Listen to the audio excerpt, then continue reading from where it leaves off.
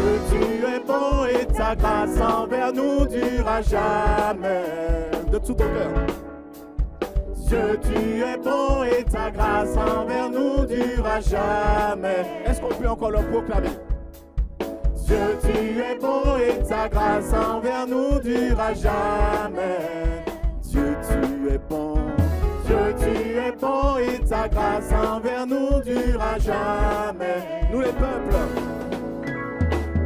de toutes les nations, de génération. Alléluia. Alors qu'est-ce qu'on fait? Nous te louons. Alléluia, alléluia, alléluia. Nous te louons pour qui tu es. Nous te louons, Seigneur. Nous te louons. Alléluia, alléluia, alléluia. Nous te louons pour qui tu es. Tu es bon. Amen. Est-ce que nous le croyons, frères et sœurs? Alléluia. On va le proclamer. Dieu, tu es bon. Dieu, tu es bon et ta grâce envers nous durera jamais. Dieu, tu es bon. Dieu, tu es bon et ta grâce envers nous durera jamais. Nous les peuples de toutes les nations. Nous les peuples de toutes les nations. De génération en génération. Nous te louons. Alléluia, alléluia, alléluia. Nous te louons pour qui tu es. Nous te louons. Alléluia, alléluia, alléluia. Nous te louons pour qui tu es. Pour qui tu es. Pour qui tu es. On va proclamer tu es bon en tout temps. Tu es bon en tout temps. En tout temps. Tu es bon. Tu es bon en tout temps. En tout temps. Tu es bon. Tu es bon. Tu es bon en tout temps. En tout temps. Tu es bon. Tu es bon. Oh, tu n'as pas changé. En tout temps. Tu es bon. Dieu, tu es bon et ta grâce envers nous durera jamais. Dieu, tu es bon. Dieu, tu es bon et ta grâce envers nous durera jamais. Dieu, tu es bon. Dieu, tu es bon et ta grâce envers nous durera jamais. Dieu, tu es bon. Dieu, tu es bon et ta grâce envers nous durera jamais. Nous les peuples. Nous les peuples de toutes les nations, de génération en génération. Alors qu'est-ce qu'on fait? Alléluia, on le célèbre, on l'adore, notre Dieu, on le remercie pour toutes ses grâces, pour tout ce qu'il a fait pour nous. Nous te louons pour qui tu es. Seigneur, nous te louons. Nous te louons. Alléluia. Alléluia, merci Jésus. Nous te louons pour qui tu es. Nous te louons, Seigneur. Nous te louons. Alléluia. Alléluia. Nous te louons pour qui tu es. Nous te louons, Jésus. Nous te louons. Alléluia. Alléluia. Alléluia. Nous te louons pour qui tu es. Pour qui tu es. Pour qui tu es.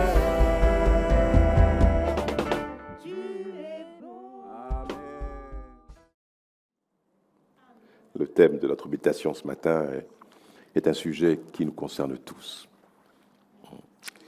On s'est tous trouvés un jour, en tant que chrétiens, parce que je fais quand même la différence en tant que chrétien, confrontés à cette situation qui est la suivante. Au lieu que les choses s'arrangent, elles ne font que s'aggraver.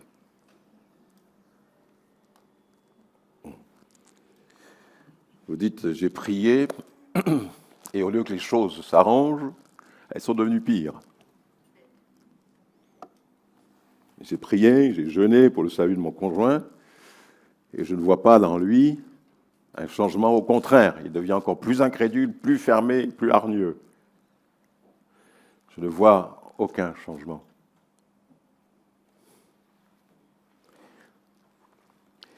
Et parfois, c'est vrai. Il faut le reconnaître. C'est pour ça que je dis que cette chose nous est arrivée à tous. Nous est arrivée, nous arrivera peut-être encore aussi. Que les choses, au lieu de s'améliorer, elles s'aggravent, elles empirent. Et pourquoi, pour certains, pourquoi Dieu garde-t-il le silence? Pourquoi Dieu n'intervient-il pas? Pourquoi il me laisse dans cette situation et j'attends qu'il intervienne et je vois que c'est tout le contraire? Alors j'ai tellement besoin de lui, pourquoi il est si silencieux? Son ciel serait-il fermé pour moi? Et certains vraiment disent, je ne comprends pas cette situation. Pourtant, je t'aime, je te sers, j'ai confiance en toi. Et vous dites, plus je prie, plus je cherche sa face, plus j'essaie de me rapprocher de lui, et c'est tout le contraire, je le sens si loin de lui, comme s'il serait si loin de moi. Et certains vont dire, je ne sens plus sa présence, comme si Dieu s'était éloigné de moi. Je ne sais plus quoi penser, pour quelle raison, pourquoi? Ou alors on va jusqu'à se poser la question, est-ce que j'ai commis une faute? Est-ce que j'ai commis un péché?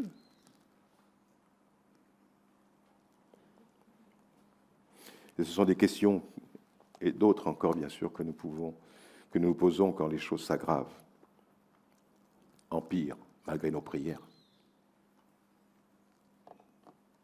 C'est vrai qu'il faut le reconnaître qu'il est facile d'adorer le Seigneur quand tout va bien. Il est facile de venir dans la maison de Dieu et de le glorifier quand tout est bien dans notre vie.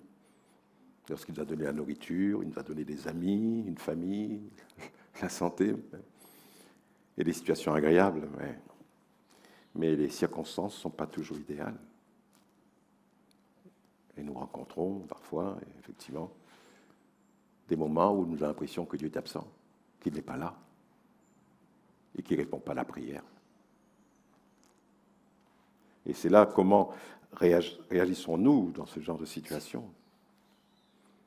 Est-ce que nous sommes prêts, malgré tout, à louer le Seigneur, à l'adorer, à lui exprimer notre reconnaissance, à le remercier dans l'épreuve, à lui faire confiance quand nous sommes tentés, à nous soumettre à lui en toutes circonstances, à reconnaître sa signorie, même à travers nos souffrances? Comment réagissons-nous? Quelle est notre attitude lorsqu'il nous semble que Dieu ne répond pas à nos prières et alors que nous prions et au lieu que nous recevions une réponse, c'est plutôt une situation qui ne se résout pas, en tout cas qui ne fait qu'empirer. Alors le thème de notre méditation ce matin est le suivant. Que faire quand ma situation, au lieu de s'améliorer, s'aggrave? Quelle attitude il faut avoir? Comment réagir? Et c'est quand même important de répondre à cette question, parce que dans une telle situation, nous pouvons être déstabilisés, et certains sont déstabilisés, ne comprennent pas et perdent pied, sombrent dans le doute, comme l'apôtre Pierre qui marcha sur l'eau, et bien que Jésus était à ses côtés. Il marchait sur l'eau, mais à un moment donné, la situation s'est dégradée. Un vent violent a soufflé, et lorsqu'il vit ce vent violent, il a bien dit qu'il commençait à couler, il sombra. Et aussitôt, Jésus étendit la main et lui dit, mais pourquoi as-tu douté? Les choses se sont aggravées, il était en train de marcher sur l'eau, c'était magnifique, mais tout à coup, quelque chose d'imprévu qui est arrivé. Il ne s'attendait pas. Mais remarquez bien ceci, c'est que Jésus était là à ses côtés. Le vent qui soufflait, ce vent violent, était aussi violent pour Jésus que pour lui. Mais Jésus resta stoïque, Jésus resta droit, Jésus ne veut pas bouger, Jésus ne s'est pas fié aux circonstances extérieures. Si la situation s'aggravait, il ne s'est pas fié à cela. Il fallait que Pierre s'appuie sur sa parole. Quand Jésus a dit « Sors de ta barque, viens Pierre », quand celui-ci lui a demandé « Seigneur, permets-moi aussi de pouvoir marcher sur la mer ». Permets-moi de te rejoindre, de venir vers toi, de te rejoindre. Moi, je trouve que c'est formidable que Dieu nous appelle à sortir notre barque de confort, à sortir notre barque de sécurité et d'apprendre aussi à marcher par la foi. Rien ne se fait, rien de glorieux ne s'accomplit dans l'œuvre de Dieu si nous ne sommes pas prêts à franchir le pas, si nous ne sommes pas prêts à nous engager totalement. Si nous ne sommes pas prêts à passer pas passer par-dessus le bord, mais je veux dire simplement à enjamber la barque et à marcher sur quelque chose dont, effectivement, humainement parlant, c'est impossible. Il faut vraiment avoir de la foi pour pouvoir marcher sur l'eau. Mais cette foi, c'est une foi qui nous est donnée par Christ, elle vient de Christ. Quand Jésus a dit « viens », il lui a donné le don de la foi. Cette possibilité de pouvoir marcher sur des éléments tels que l'eau, où il est vraiment impossible, naturellement impossible de marcher sur l'eau, ce n'est pas possible. Mais Jésus, lui, l'a fait. Et quand Jésus lui dit « viens, viens vers moi », je crois qu'aussi, quand les choses s'aggravent, je crois que ce qu'il faut, c'est de venir vers Jésus, quand la tempête vient, quand le vent souffle plus fort. Vous savez, quand Jésus a dit à ses disciples, d'ailleurs c'est dans cette circonstance-là, d'ailleurs, passez à l'autre bord, et moi je renverrai la foule, donc passez à l'autre bord, prenez la barque et allez de l'autre côté, je vais vous rejoindre. La Bible nous dit que lorsqu'ils allèrent, ils rencontrèrent une forte opposition, il y avait des vents contraires. Ils étaient en route sur la parole du Seigneur, mais en même temps, cette route, il y avait des vents contraires. La situation a changé, ils avaient du mal, ils peinaient, ils ne comprenaient pas. Dieu nous a dit d'aller, on rencontre de l'opposition. On rencontre des difficultés.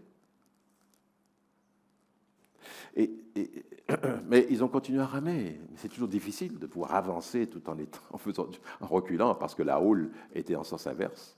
Au lieu que la houle les porte vers le rivage, au contraire, le vent faisait que la houle était en face d'eux. Et c'était beaucoup plus difficile. Mais ce que je retiens, c'est que le Seigneur Jésus, a fait, la Bible dit, c'est que Jésus vit au loin, qu'ils avaient de la peine à ramer. Le Seigneur ne sait exactement ce qui se passe, il sait aussi quand les situations sont difficiles et s'aggravent. Il le sait. Est-ce qu'il est là simplement à contempler la situation sans intervenir? Et c'est vrai, il n'intervient pas toujours, tout de suite en tout cas. Mais il intervient. C'est pour ça que je vous ai dit que nous, chrétiens, parce que même les incroyants, eux aussi, les situations s'aggravent pour eux.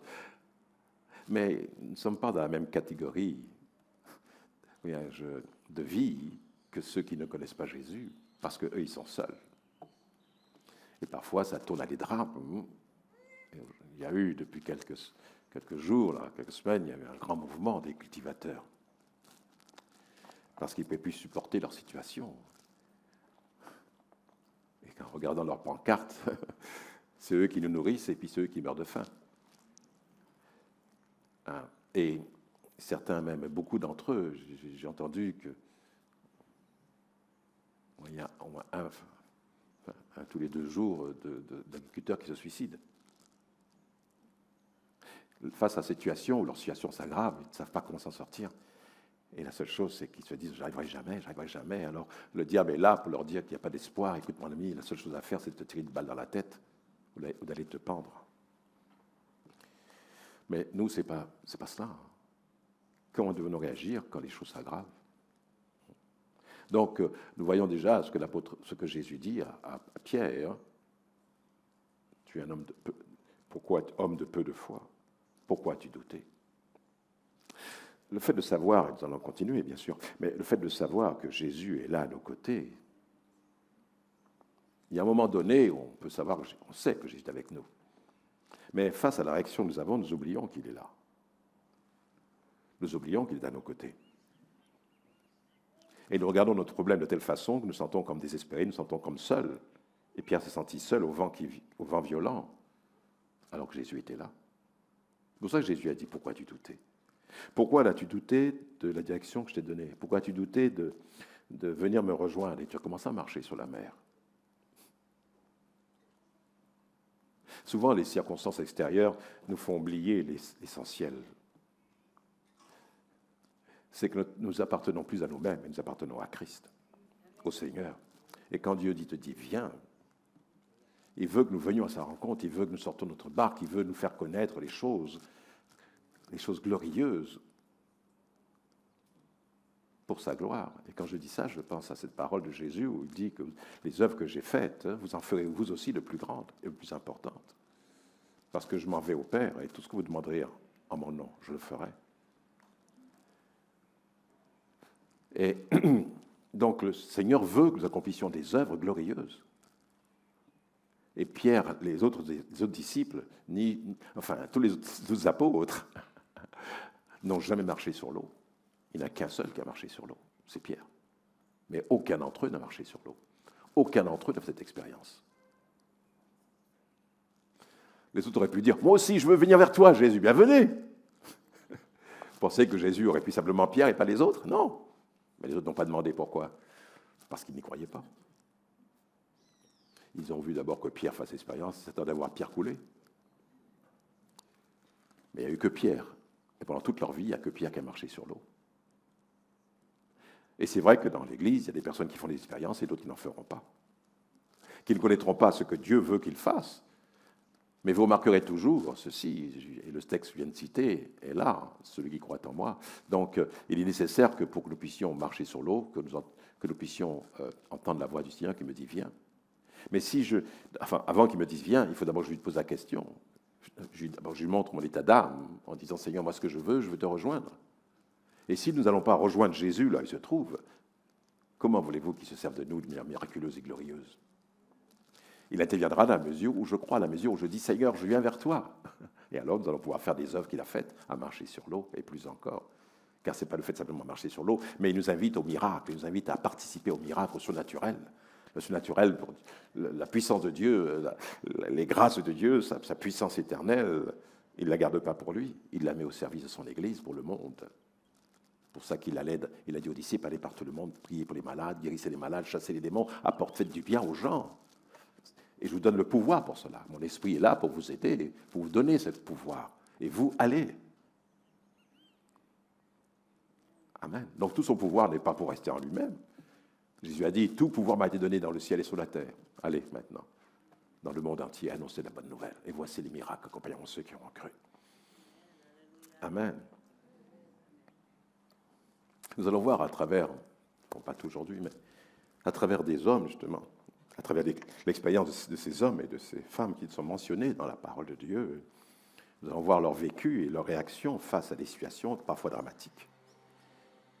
Et qui auraient été des situations qui, vraiment, parfois, pour certains, vraiment très dramatiques, et qui auraient été pour d'autres une occasion de chute. C'est vrai. Ce que pour certains a été difficile à supporter, certes, ils sont passés vraiment difficiles, la situation vraiment aggravée, mais nous verrons qu'ils ont su comment réagir. Mais cette même épreuve n'est pas valable pour tous. Nous ne pouvons pas tous passer par la même épreuve. Pour certains, ces épreuves-là vont plutôt les écraser et amener certains à abandonner la foi.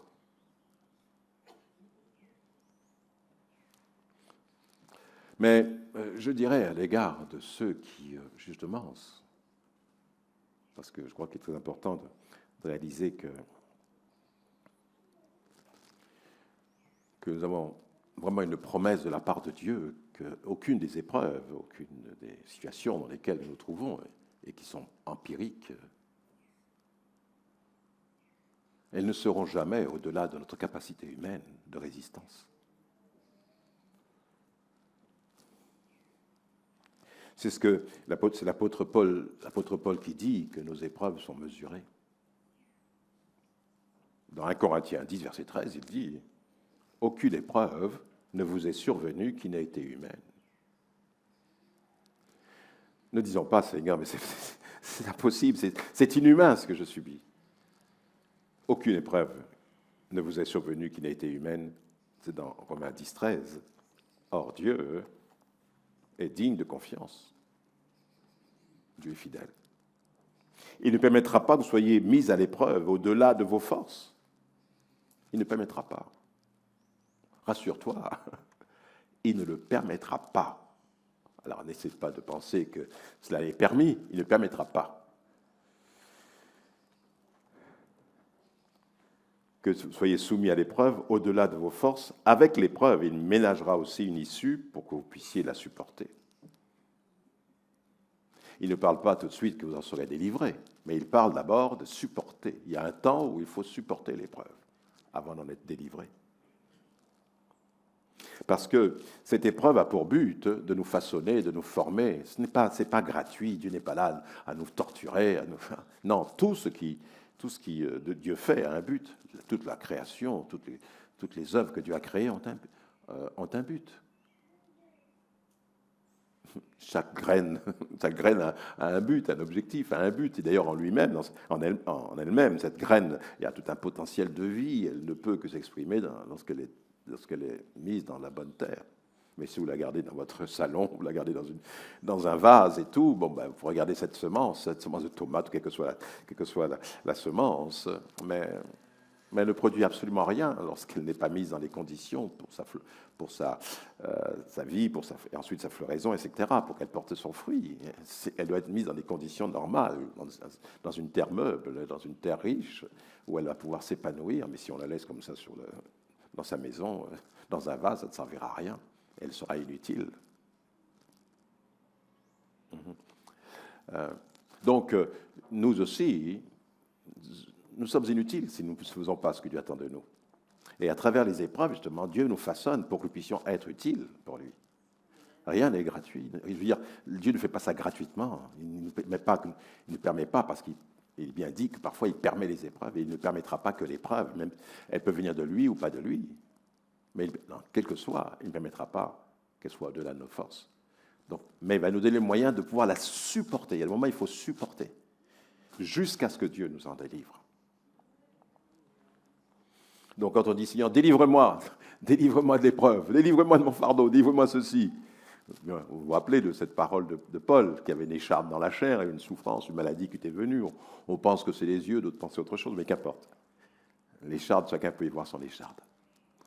Mais il dit ceci, c'est qu'il a dit, Seigneur, délivre-moi cette écharpe. Il n'a pas essayé de comprendre pourquoi il avait l'écharpe. D'ailleurs, vous pouvez vous poser la question. Il ne dit pas, Seigneur, mais pourquoi cette écharpe? Non, il dit, délivre-moi de l'écharpe.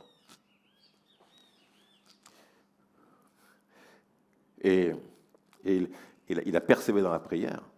La Bible dit que par 3 fois, il a demandé. Je ne pense pas que ce fut 3 fois à la suite, mais peut-être pendant des jours, peut-être des semaines, il a prié. Pour la même raison. Et les choses ne s'arrangeaient pas, elles s'aggravaient. Enfin, c'est toujours pareil. Et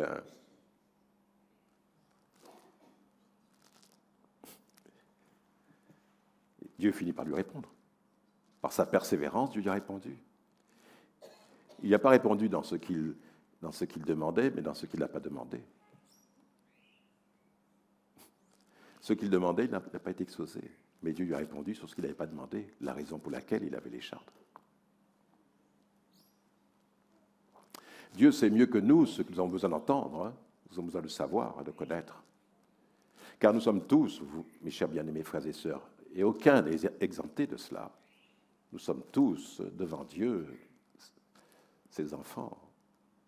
Et nous sommes appelés à le servir tous avec ce que nous sommes, chacun avec nos particularités individuelles, avec notre personnalité, avec notre degré de connaissance de Dieu, de foi, d'amour, avec les talents qu'il a répartis à son Église, à chacun d'entre nous. Et nous avons tous au moins un talent.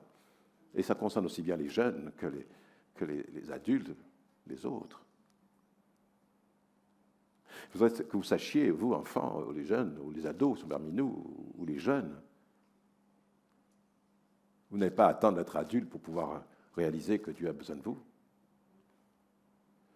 Ce n'est pas demain, parce qu'il se peut que demain, tu ne vois pas demain.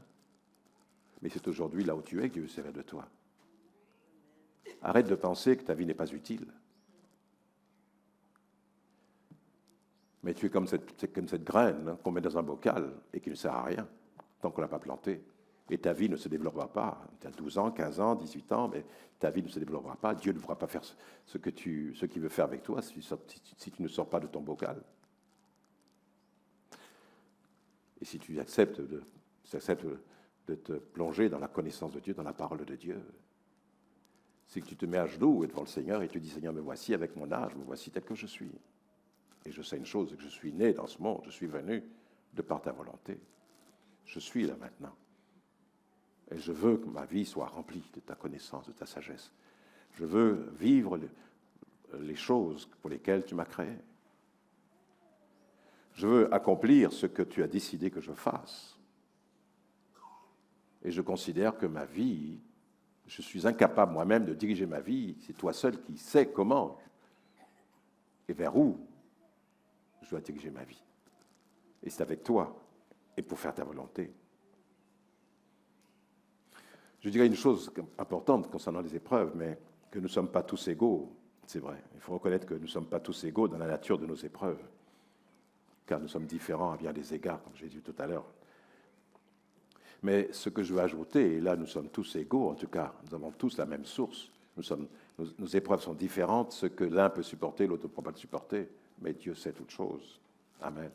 Mais il y a une chose qui est certaine, c'est que les réponses apportées proviennent de la même source, quel que soit le fardeau qui sont les nôtres à vous et moi. Et il y a une chose qui est certaine, nous sommes différents dans nos épreuves, mais nous avons les mêmes ressources pour sortir de l'épreuve, ou pour être gardés de l'épreuve. Et cette source, c'est ce livre, hein, c'est la parole de Dieu. Tout y est inscrit, Dieu nous a tout donné, tout ce qui concerne notre éducation spirituelle, notre instruction spirituelle. Nous y trouvons là tous les moyens pour vivre dans la victoire. Nous avons que, par la croix, nous avons tout obtenu, le salut et la grâce, mais la victoire aussi sur toutes les puissances des ténèbres. Par elle, par la parole, qui est la parole de Dieu, nous pouvons nous appuyer sur elle, et elle produit un sentiment qu'on appelle la foi, et qui nous permet de pouvoir faire des choses que la nature humaine, notre propre cœur, ne pourrait pas faire. Nous avons reçu, vous et moi, une nature spirituelle. Nous sommes nés de Dieu, dit la Bible. Ne l'oubliez jamais.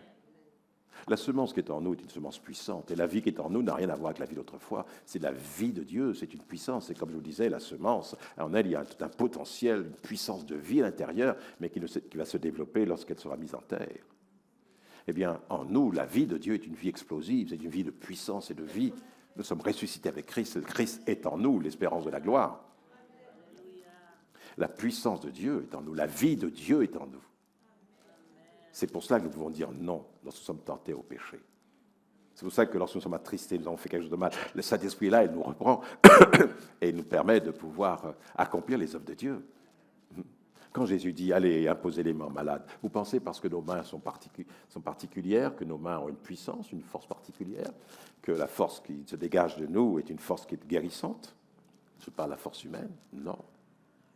Mais l'Esprit qui est en nous, l'Esprit de Dieu qui est en nous, qui est dans notre cœur, vous êtes le temple du Saint-Esprit, et l'Esprit de Dieu qui est en nous, lorsque nous prions pour les gens, c'est la puissance de l'Esprit qui se manifeste à travers eux.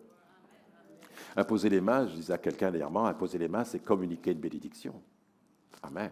C'est pour ça que je disais à cette personne, moi je sais qu'elle est là ce matin, mais je vous le dis aussi à vous, et que chacun aussi fasse attention aussi. Mais quand on prie pour quelqu'un qui est possédé, on ne lui impose pas les mains. N'imposez pas les mains à quelqu'un qui est possédé. J'en ai fait la triste expérience. Et ne fermez pas les yeux non plus. Parce qu'imposer les mains, ça porte une bénédiction. Jésus a dit, vous imposerez les mains, mais vous chasserez les démons. Vous imposerez les mains aux malades, mais les démons, eux, il faut les chasser. On les chasse avec la parole, on ne les chasse pas avec les mains. Et donc évitons le contact et chassons-les dans le nom de Jésus. Amen. Et quand ils sont chassés, on peut prier pour la personne qu'elle soit guérie, mais généralement, quand la personne a une maladie qui est d'origine satanique ou diabolique, ça je l'ai vu aussi. Quand le démon est chassé, la personne est guérie. Amen. Alléluia. Que son nom soit béni. Donc, les réponses sont apportées dans la source et la parole de Dieu, et cette parole, elle est invariable. Elle est invariable. Ces paroles sont valables aujourd'hui et invariables de génération en génération. Pour toutes les générations de croyants, ce livre, la parole de Dieu, est nécessaire et utile. Et ceux qui l'ont utilisé avant nous, il y a 1000 ans, 1500 ans, 2000 ans, plus encore, c'est le même texte qu'ils ont lu et que nous lisons à notre tour, en tout cas. Il y a celui de l'Ancien Testament, mais depuis plus de 2000 ans, nous avons le Nouveau Testament. Bien, tous ceux qui sont appuyés sur ces paroles que nous lisons à notre tour ont vu Dieu les secourir. En tout cas, je souhaite, mes chers bien-aimés, en toute humilité, parce que l'humilité s'impose dans ce message. Et il y a bien sûr en comptant sur la grâce de Dieu, de vous apporter quelques réponses concernant justement quand les choses s'aggravent. J'ai apporté quelques-unes là à travers cette première pensée. Et quand je parle de l'humilité, c'est parce qu'il faut reconnaître qu'il y a certaines questions qui resteront sans réponse ici-bas. Pourquoi cette épreuve? Pourquoi Dieu n'a pas intervenu? Et peut-être que ça a été simplement que de supporter, mais on ne peut pas répondre toujours à toutes les questions. C'est pour ça que c'est avec beaucoup d'humilité que, quelques exemples, je ne dis pas tout ce que nous allons voir, il n'y a pas d'autre chose à voir. Non, c'est simplement une sélection de certains points à travers la vie de certains hommes de Dieu ou de femmes de Dieu, et qu'ils ont pu expérimenter dans leur souffrance lorsque les situations, au lieu qu'elles s'améliorent, se sont aggravées. Et Dieu va être encouragé, peut-être, j'en suis persuadé, si Dieu m'a mis à cœur de vous dire cela ce matin, c'est parce qu'il y a des personnes parmi nous qui vivent cette situation-là, où les choses se sont empirées, où la douleur s'est empirée davantage, où le problème s'empire encore davantage, et de plus en plus, et tu dis, mais pourtant je prie, je jeûne, je cherche la face de Dieu, je fais tout ce que je peux, oh Dieu, Et puis on va jusqu'à sonder son cœur en disant, Seigneur, moi, écoute, j'ai péché, peut-être que j'ai péché, peut-être que je ne pas, alors, bon, et puis on pense à qui, peut-être j'ai fait du mal à quelqu'un, j'ai fait du tort à quelqu'un, et puis, peut-être j'ai cette parole-là, on appelle la personne, je m'excuse auprès de toi, parce que bon, je n'ai pas eu une bonne réaction, etc. Et puis on cherche à savoir, et puis malgré qu'on a fait ça, ça ne change pas, le problème est toujours là. Ce qui veut dire simplement que ce n'est pas parce que vous avez péché que vous êtes dans cette situation-là. Ce n'est pas le péché qui fait que, que les épreuves se sont amoncelées et qu'elles se sont aggravées. Ça peut arriver, bien sûr. J'en aurai un exemple, mais ce n'est pas tout le temps. Il ne faut pas voir toujours qu'on a fait quelque chose de mal, de mauvais, pour que la bénédiction ne soit pas venue et que la prière soit toujours, enfin en tout cas l'exaucement de la prière soit retenu. Non, s'il y a d'autres éléments, pour ça je dis qu'il faut avoir beaucoup d'humilité, il y a d'autres éléments peut-être qui peuvent nous échapper, il y a quelques éléments qu'on voit à travers la parole de Dieu, puis d'autres éléments que Dieu seul sait. Mais nous verrons que Dieu aussi est celui qui aime révéler les choses. Et le dire de pourquoi, je vous ai dit que l'apôtre Paul n'a pas demandé la raison de son écharde. Il voulait simplement être délivré. Et Dieu a dit non, ma grâce te suffit. Et Paul a compris, Dieu a dit, c'est à cause de l'excellence des bénédictions que je t'ai accordées, des révélations que tu as eues, afin que l'ennemi ne se serve pas de tout cela pour créer en toi de l'orgueil, au point que tu tombes entre les mains de l'ennemi. Donc je te maintiens dans l'humilité à travers cette écharde. Et j'aimerais te dire que ce qu'a permis l'écharde, moi je te le redonne en puissance. Ce que l'écharde t'a relevé dans ton corps et qui t'affaiblit, eh bien, je compense cela par ma puissance. Dieu ne laisse jamais le vide dans notre vie. Et ce que je veux perdre justement à un certain niveau, Dieu va me donner, enfin dans le cas de Paul, en puissance, car ma puissance s'accomplit dans ta faiblesse. Et c'est pour ça que Paul dit, je me réjouis dans mes épreuves, parce que quand je suis faible, c'est alors que je suis fort. Pourquoi? Parce que la puissance de Dieu agit à travers moi, dit l'apôtre. Alors, certaines questions resteront donc sans réponse ici-bas, mais nous pouvons, face à ces réponses, à ces manques de réponses, bien, pour que personne ne se sente frustré, mais je crois que nous pouvons mettre cette catégorie de réponses inconnues, où on ne sait pas les raisons pour lesquelles, mais on peut mettre cette question-là sur cette promesse de l'Écriture, dans cette catégorie de ces réponses inexpliquées, enfin de ces attentes à ces réponses qui ne seront peut-être pas apportées ici-bas. Bien, on pouvait malgré tout mettre cette catégorie de questions dans cette parole de l'Écriture que nous connaissons tous très bien, où il est dit, nous savons du reste dans Romains 8, 28, si je n'ai pas la réponse, pourquoi ça s'est aggravé, pourquoi ceci. En tout cas, on peut mettre cela dans cette catégorie en attendant la réponse de Dieu quand elle viendra, s'il veut qu'on l'ait ici-bas. Mais on peut mettre cette pensée-là dans ce verset où il est dit « Nous savons du reste que toute chose concourt au bien de ceux qui aiment Dieu, de ceux qui sont appelés selon son dessein. » Donc, même si je ne comprends pas, mais je mets cela dans cette promesse que toute chose concourt au bien de ceux qui t'aiment, de ceux qui sont appelés à son dessein. selon tes desseins. Oh, c'est merveilleux de savoir que nous avons été appelés, Dieu a un dessein, un projet pour chacun d'entre nous. Est-ce que vous le croyez? Ça devrait vous booster, vous encourager. Moi, ça me booste, ça m'encourage de savoir que Dieu a un plan pour ma vie. Et comme je disais dernièrement, en regardant les années qui sont passées derrière moi, je vois quel a été ce plan. Et tout ce qu'il a permis que je puisse accomplir en son nom, et tout ce qu'il voulait accomplir, et qu'il fait. Et je ne sais pas ce qui est pour demain, mais ce que je sais, c'est que c'est selon son dessein, selon ses plans. Donc, il m'importe peu de savoir le comment du pourquoi, mais l'important, c'est de savoir où je vais. Et là où je vais, c'est là où Dieu veut m'envoyer. C'est-à-dire que j'accomplisse les desseins de Dieu, ce pourquoi j'ai été créé. Amen. L'un des exemples, le premier exemple que l'on peut prendre, si vous voulez bien, chers frères, mais sœurs, un exemple très connu, je crois que c'est l'un des exemples. Disons que là, on est dans le niveau vraiment très élevé, où peu de gens, je ne sais pas si certains ont connu cette épreuve, je ne pense pas, enfin, c'est échelonnement d'épreuves, vous savez de qui il s'agit. Premier exemple, et qui n'est pas des moindres, c'est celui de Job.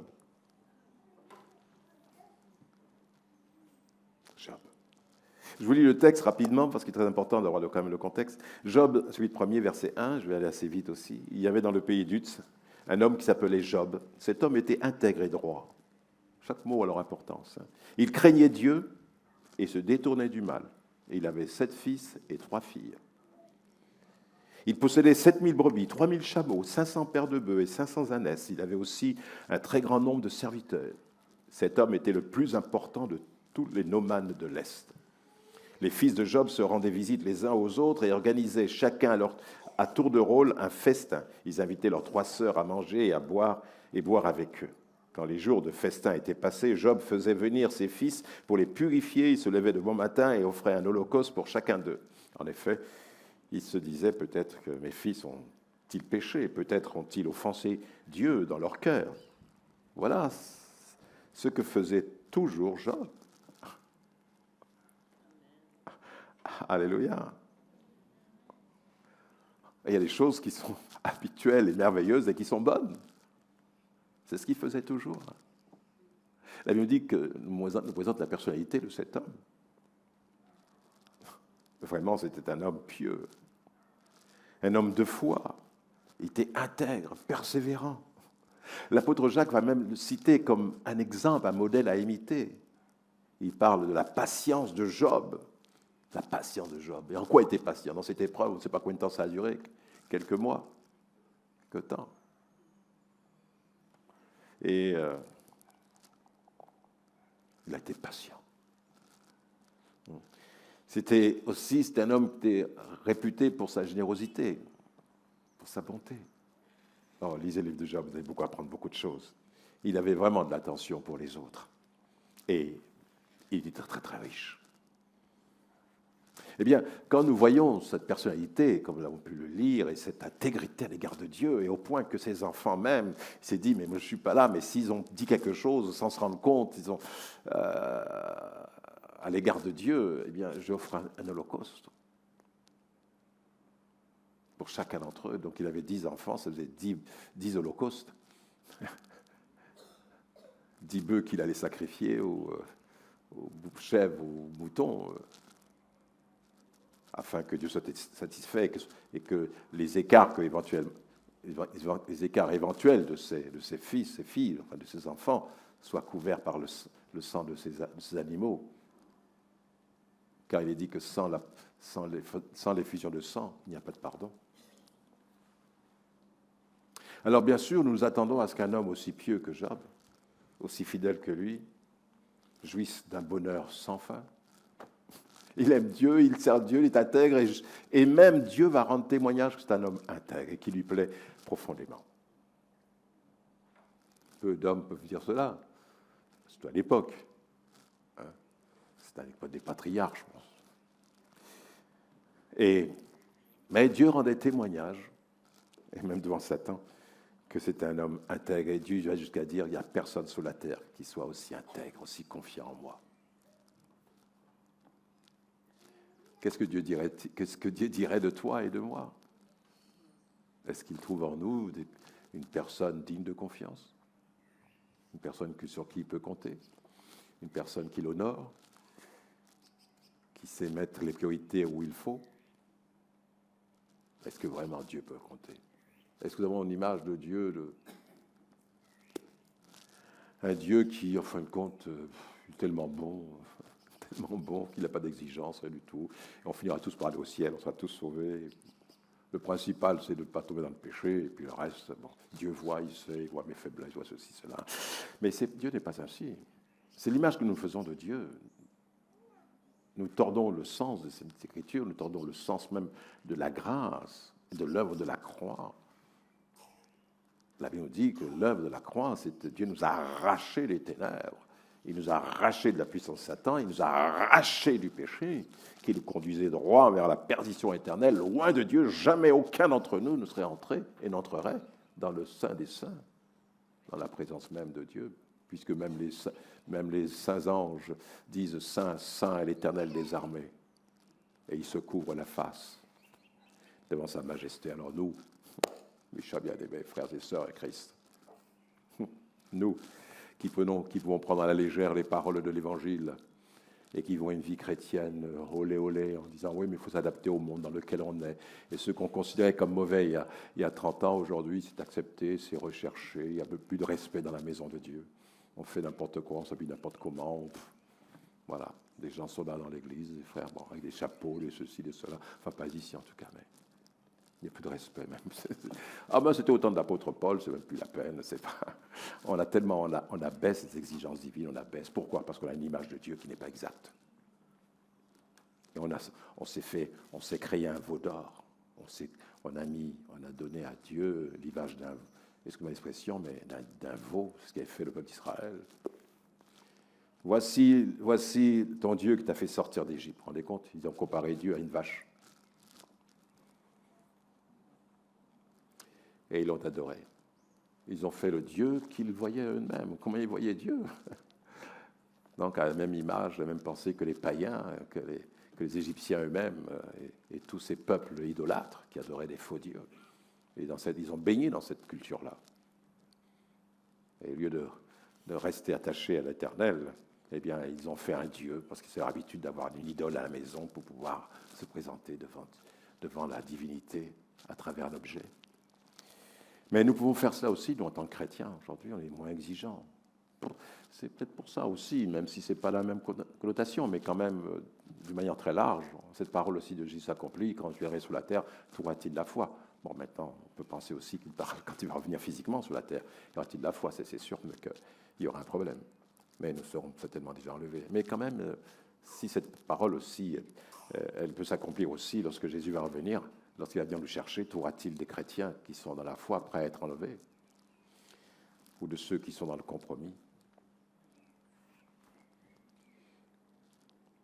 Mais vous donc, alors qu'il était au milieu, comme je disais, nous attendons qu'un homme aussi comme Job, un homme aussi pieux, aussi engagé, aussi fidèle envers Dieu, qu'en fin de compte, qu'aucune épreuve ne puisse l'atteindre, qu'il puisse jouir de son bonheur jusqu'à la fin de sa vie, au milieu de sa famille, au milieu de ses biens. Mais voilà que, de manière inattendue, soudainement, tout bascule. On ne sait pas ce qui se passe, mais ce jour-là, il faisait beau, le soleil brillait, il n'y avait pas de pluie, il n'y avait rien, tout était beau, tout était bien. C'était un jour ordinaire comme celui de la veille. Mais ce jour-là, quelque chose s'est passé. Quelque chose a basculé. Le drame est venu. Quelque chose d'innommable, improbable, catastrophique. Je n'ai même pas les mots, mais quelque chose d'inouï, de terrible. Terriblement terrible. Je ne sais pas si ça se dit, mais enfin.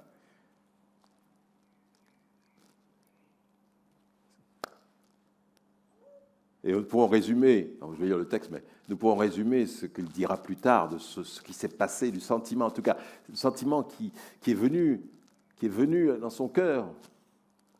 Enfin, moi je l'interprète comme cela par rapport à ce texte que je vais lire, quand il dit dans son livre, enfin dans le livre de Job, c'est pas lui qui a écrit Job, hein, c'est pas lui. Mais dans ce livre, il est dit donc de Job, chapitre 30, verset 26, il disait « J'attendais le bonheur, et le malheur est arrivé. J'espérais la lumière, et les ténèbres sont venues. » Quelle déception. Voilà, en un jour, tout bascule. J'attendais le bonheur, je pensais que j'allais jouir du bonheur en Dieu. Voilà, j'ai obéi à sa loi, je faisais tout ce qui était nécessaire. Et il était très attentionné à l'égard des autres. Il était le bras de l'aveugle, il s'occupait de la veuve, il défendait les faibles. C'était vraiment un homme juste, un homme intègre et bon. Il n'était pas parfait. La preuve, c'est qu'il finira par reconnaître quand Dieu va se révéler à lui qu'il est un pécheur comme tous les autres.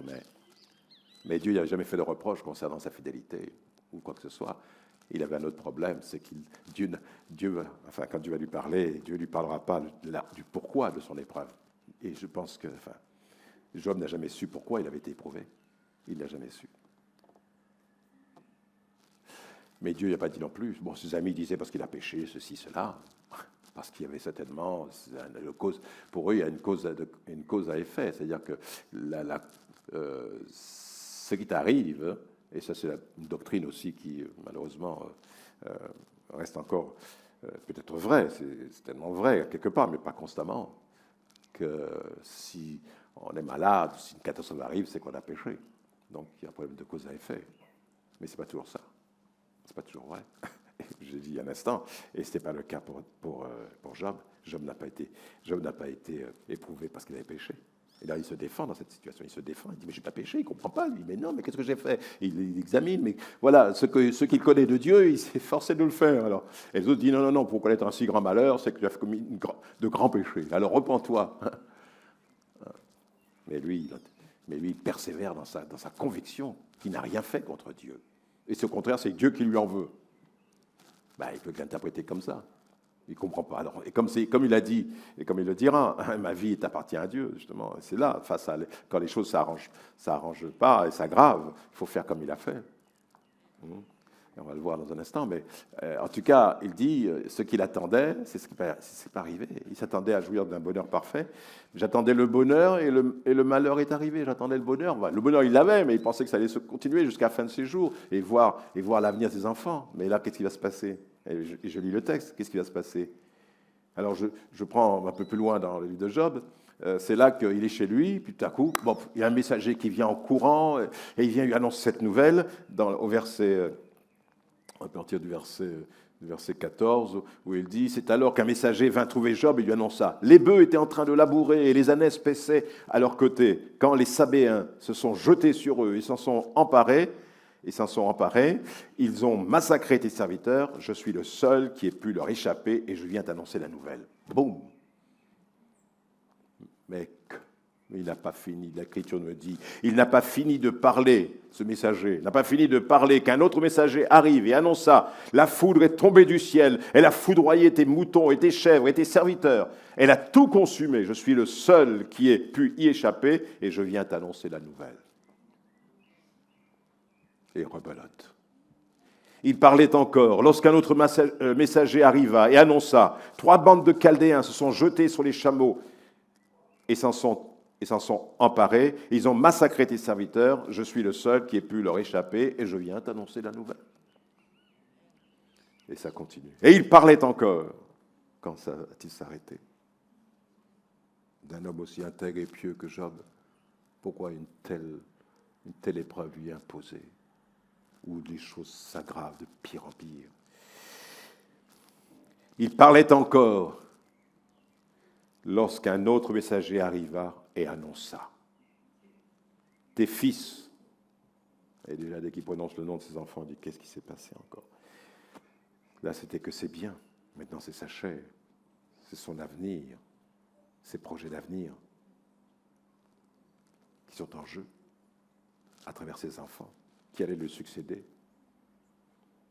Tout son avenir familial, son avenir allait s'écrouler. Tes fils et tes filles étaient en train de manger et de boire du vin ensemble chez leur frère aîné.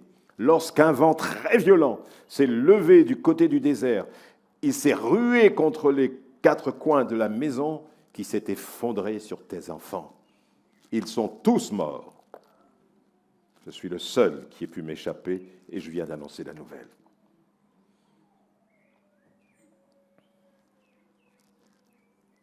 Qu'auriez-vous fait? Qu'aurais-je fait? Qu'aurions-nous fait? Et que faisons-nous dans ce genre d'épreuve? Peut-être pas, je dis, c'est bien particulière cette épreuve. Terrible. Vraiment une épreuve terrible. Alors, et la Bible dit ceci. Alors Job se leva. Oh, il avait encore la force de se lever, mais je pense qu'il a dû se lever vraiment difficilement. Il se leva et il déchira son manteau. Il se rasa la tête en signe de consternation, de deuil. Puis il se jeta par terre pour se prosterner.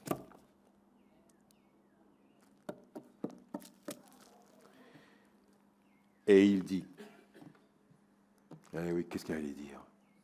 Qu'aurions-nous dit? Ah, Seigneur, qu'est-ce que j'ai fait au bon Dieu? Qu'est-ce que j'ai fait pour en arriver là? Qu'est-ce que j'ai fait?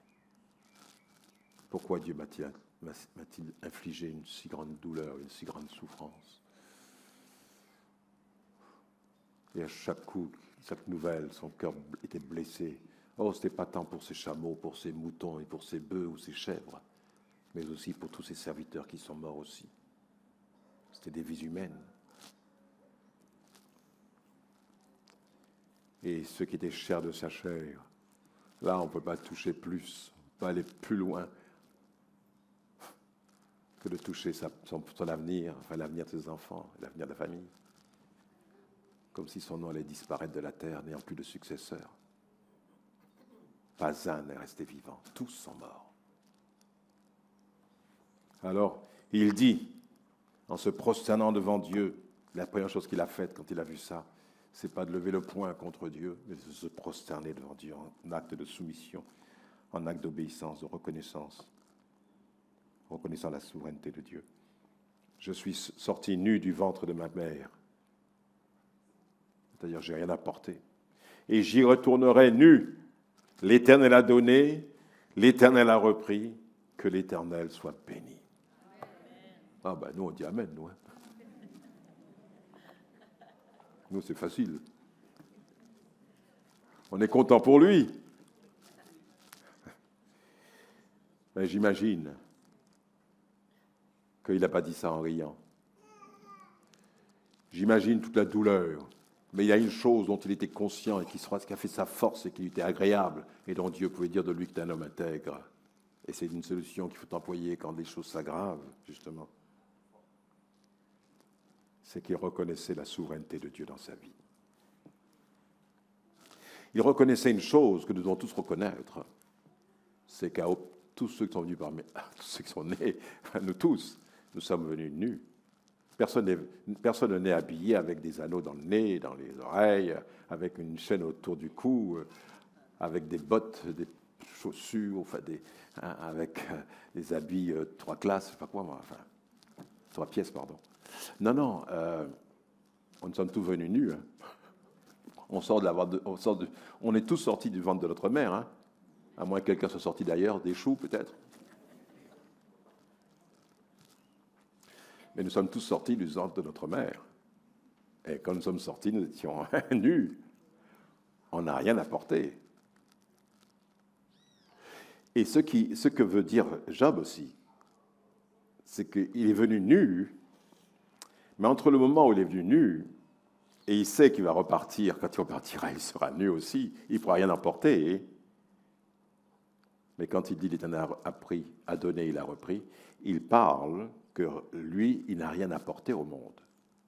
Mais c'est tout ce qu'il a, c'est ce que Dieu lui a donné. Et tout ce que tu as, la santé, la force, la jeunesse, toutes ces choses, même celles qui paraissent tellement légitimes, et d'autres talents que tu as. Mais quand tu es venu dans le monde, tu es venu tout nu. Hein. Tu n'avais rien. Maintenant, il y avait en toi un potentiel de choses que Dieu a préparées. Un potentiel de capacité, de dons, de talents, qui avec le temps va s'exprimer. Dans ceux qui vont naître aujourd'hui, il y a peut-être de futurs avocats, de futurs grands patrons, de futurs serviteurs de Dieu. ou d'évangélistes, d'hommes de Dieu qui ont des... Voilà. Et puis de futures infirmières, médecins, tout ce que vous voulez. Enfin, mais en chacun d'entre nous, d'artistes, des gens qui ont des dons. Et c'est déjà dans l'enfant qui naît, déjà tout est là, tout est à l'intérieur. Cette capacité comme la semence. Mais en grandissant, cette personnalité va s'affermir. Je pensais hier, en priant le Seigneur, je pensais à quelque chose, bon, je ne vais pas vous donner les détails, mais je ne suis même pas sûr. Mais je m'aperçus en fonction de ce que Dieu me permet d'exercer comme service. Mais déjà, je pensais à ça pendant que je priais. Et je pensais à ce que j'étais quand j'étais enfant, et de l'âge de 12-13 ans. J'avais été marqué. Et je crois que je disais au Seigneur dans ma prière, enfin, je ne sais pas écrit, mais Seigneur, je me rends compte que déjà tu me préparais à certaines choses. Et j'étais éduqué dans une institution, et donc je n'ai pas été avec mes parents. Mais c'était une institution catholique. Mais quand je pense que j'avais 12-13 ans, et j'ai été marqué, ça a marqué ma vie. Enfin, ma vie, ça a marqué. Vous savez qu'est-ce qui m'a marqué? Et je pense que Dieu m'a montré, c'est ce que je désire au fond de mon cœur, mais j'étais marqué par un film. On nous a passé un film, et le film, c'était les 10 commandements. Les 10 commandements. Et ce qui m'a frappé,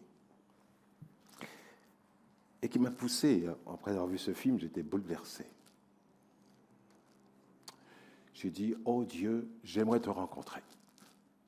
J'aimerais être comme Moïse.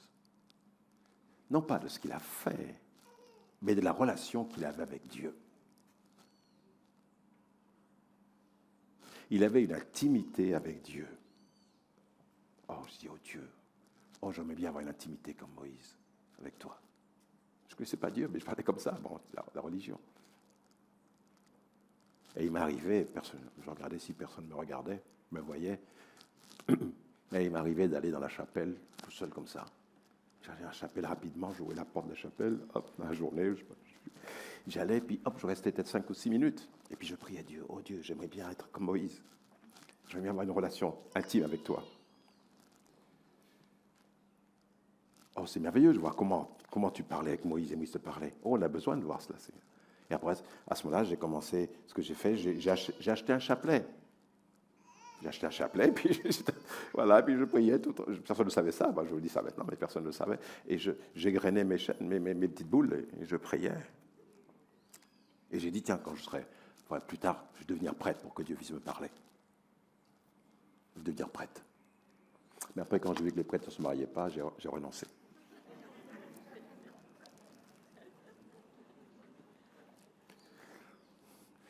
Sinon, ma pauvre épouse, rends compte ce que tu aurais perdu, hein?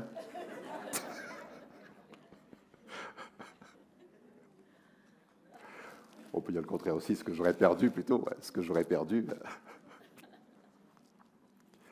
Ça aurait été une catastrophe, quelle perte.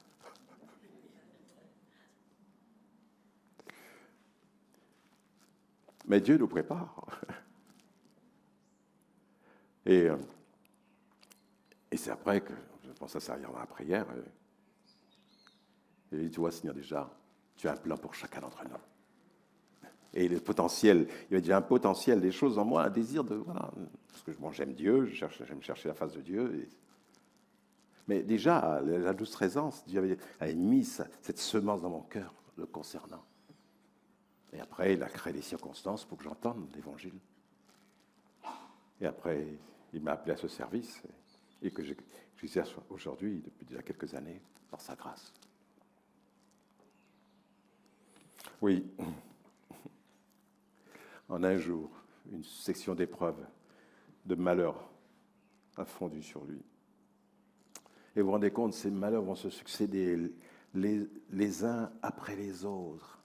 Et avec une intensité toujours plus grande, jusqu'à ce que ces 10 enfants meurent, tous, le même jour, tous, Eh bien, au lieu de se désespérer, vous disais-je, il a béni Dieu, parce qu'il avait pris conscience que sa vie appartenait à Dieu. Et ce que nous sommes, ce que nous avons, ce que nous sommes, et les épreuves que Dieu ne nous prend pas lorsque Dieu a décidé de prendre notre vie entre ses mains, il ne prend pas simplement qu'une partie de notre vie, il ne prend pas que la partie spirituelle de notre vie, de notre cœur, nos sentiments, nos émotions, notre personnalité, notre mentalité. Il ne fait pas que transformer tout cela, mais il ne s'occupe pas et n'agit pas seulement dans ce domaine. Lorsque Dieu dit « donne-moi ton cœur », ce n'est pas seulement le cœur qu'il veut. Le cœur, pour nous, c'est l'image de là où partent les décisions, c'est là notre trésor, c'est là que partent toutes les pensées, les émotions, les décisions. On a à cœur de faire ceci. Je ne le sens pas dans mon cœur, donc je ne suis pas prêt à prendre telle voie parce que je ne le sens pas, etc. Donc, c'est le siège de nos émotions, le siège de notre vie, de ce que nous sommes.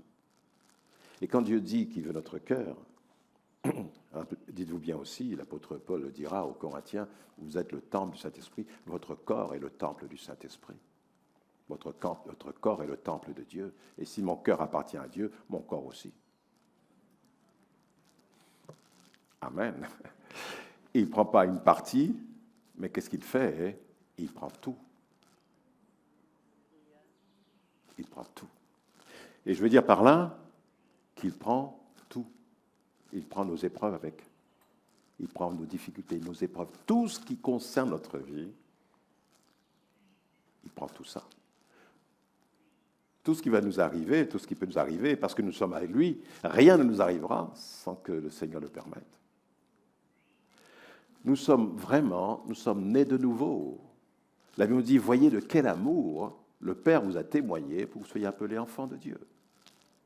Ce n'est pas simplement appartenir à une religion, appartenir à un mouvement religieux.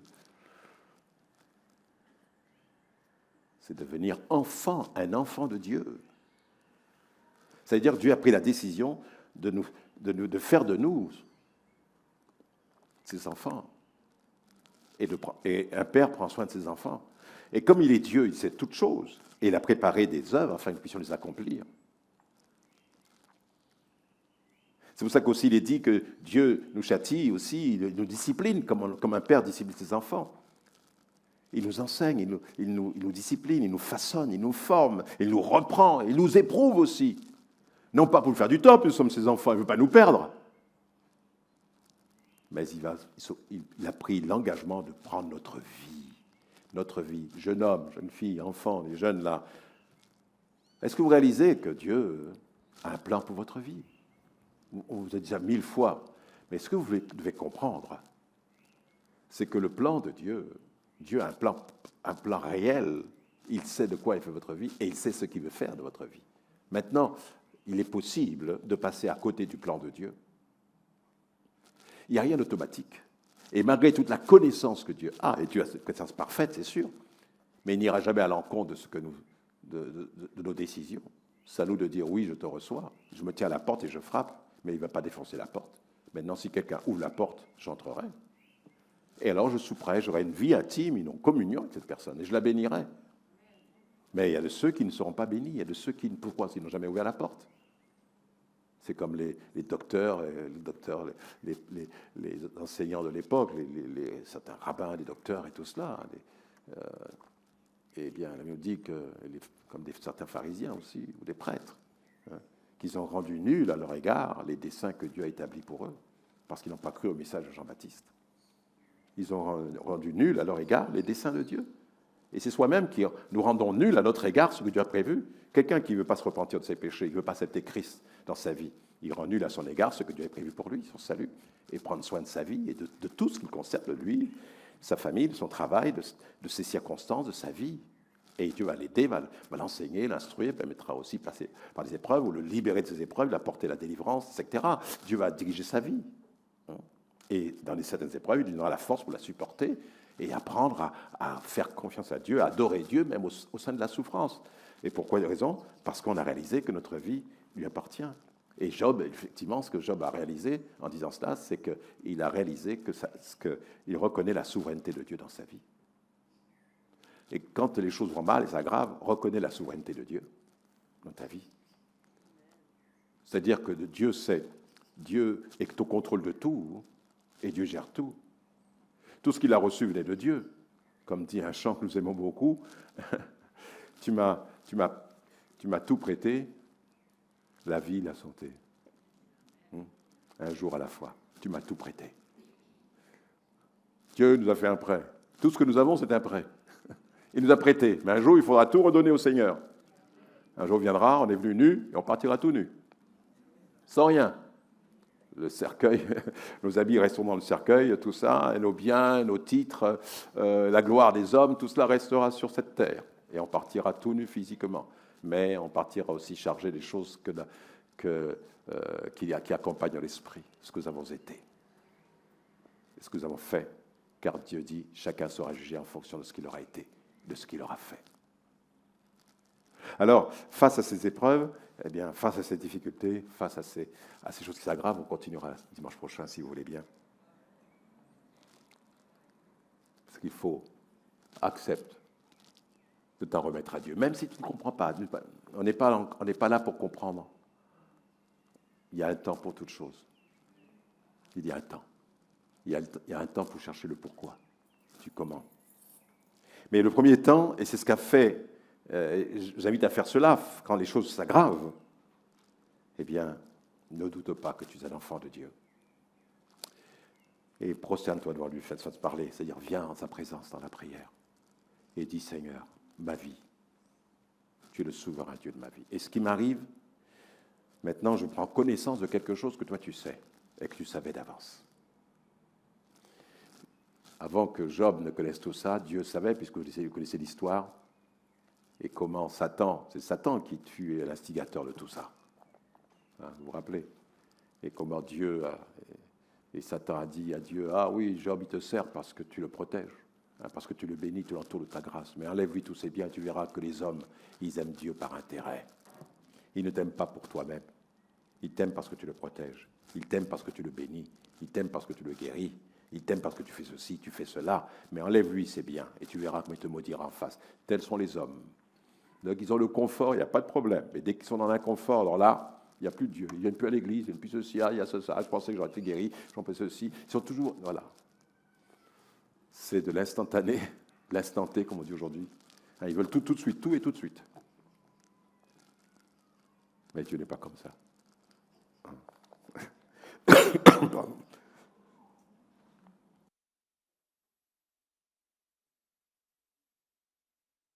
Ah, Dieu n'est pas comme ça. Dieu n'est pas dans la rapidité. Et pour certains, donc Job, lui, Satan est sûr de la nature humaine. Il connaît la nature humaine c'est lui-même qui l'a tenté et l'a amené là où elle est. Il connaît. Il connaît ce désir violent de s'enrichir, au point même d'écraser les autres pour réussir, d'être jaloux des uns et des autres, être jaloux parce que celui n'a plus de succès, jaloux parce qu'il a ça là, parce qu'on n'a pas. Il y a donc la jalousie qui entraîne des guerres, qui entraîne la violence, qui entraîne des jugements, des calomnies, toutes sortes de choses. Les gens sont tellement jaloux, et tout, c'est terrible. Mais il y a donc la méchanceté, et il suffit qu'on perde quelque chose pour qu'on rejette Dieu.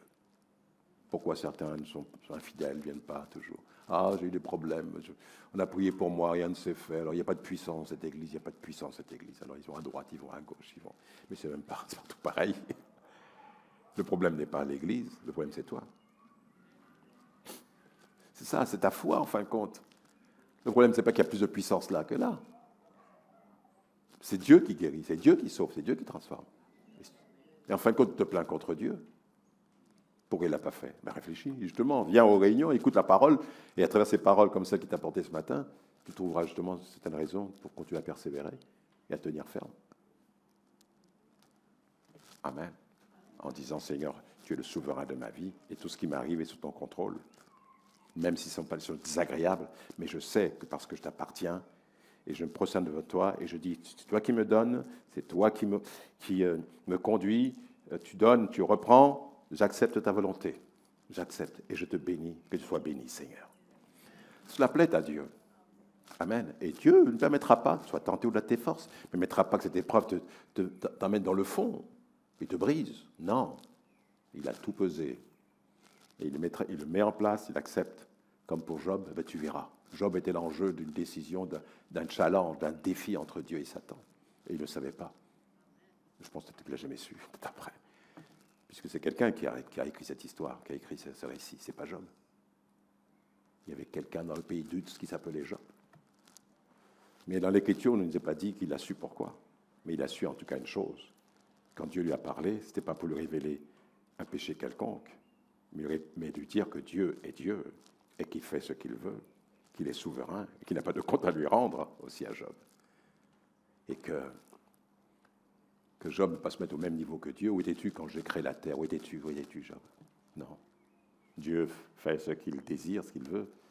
Mais Job, mais en rien, il a accusé Job d'avoir péché. Mais par contre, Job a reconnu que devant Dieu, il est aussi un pécheur comme un pécheur. Il a dit, je me repens parce que j'ai parlé sans sagesse. Mais j'aime bien cette déclaration, il dit, mais je sais qu'en tout cas, mon Rédempteur est vivant, parce que quand j'aurai plus de chair, dans son épreuve, quand j'aurai plus de chair, mes yeux le verront, et non pas ceux d'un autre. Quelle foi, quelle détermination, quel amour. Dieu est vraiment merveilleux et puissant. Alors, tiens-toi à la brèche, dans l'épreuve. Viens et adore Dieu. Et tu l'adores parce que tu reconnais qu'il a un droit sur ta vie.